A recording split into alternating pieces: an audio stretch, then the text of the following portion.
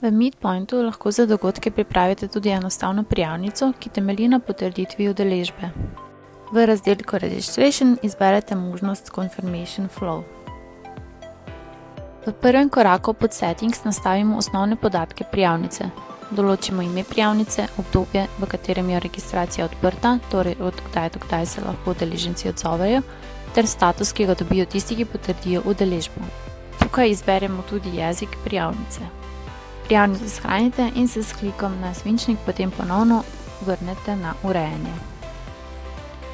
V drugem koraku pod Templates prijavnico povežemo z e-mail predlogami. Izberemo predlogo za vabilo, potrditveni e-mail po prijavi in po želji tudi druge predloge, na primer za zavrnitev udeležbe. S tem določimo, katera sporočila bodo udeleženci prejeli v posamezni fazi. V tretjem koraku pod Messages vnesemo sporočila, ki se udeležencem prikažejo takoj potem, ko potrdijo ali zavrnejo udeležbo. Gre za kratka obvestila na spletni strani, ki jasno povedo, kaj se je zgodilo, na primer, da je bila prijava uspešna.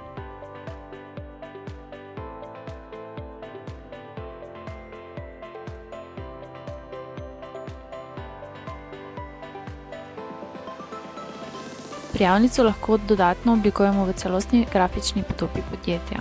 To naredimo v zavihku Registration Page, kjer stran urejamo podobno kot e-mail predloge, z dodajanjem vsebine, vrstic in nastavitev. Pomembno je, da že obstoječe vsebine Registration Placeholder ne odstranjujemo, saj predstavlja samo prijavnico in je ključni del strani. Tako pripravite enostavno prijavnico za potrditev udeležbe, hitro, pregledno in brez dodatnih korakov za udeležence. Da bo prijavnica pravilno delovala, jo treba povezati tudi z e-mail predlogami. Zato gremo v razdelek Templates in odpremo e-mail predlogo za vabilo. V tej predlogi dodamo ali uredimo gumba Pridem in po želji tudi Ne pridem.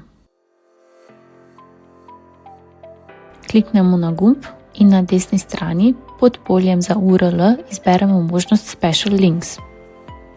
Nato kliknemo Registration in pri gumbu Pridem izberemo Confirm Registration.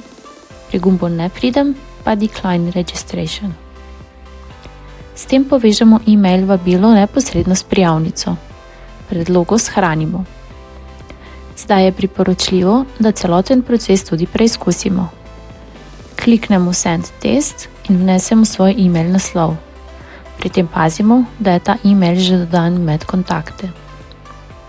Ko testno sporočilo prejmete, preizkusite oba gumba.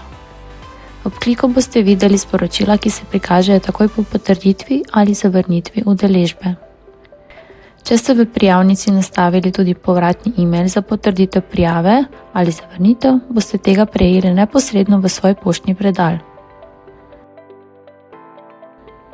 Tako se prepričate, da so prijavnica, e-mail predloge in sporočila pravilno povezani in da celoten proces deluje brezhibno.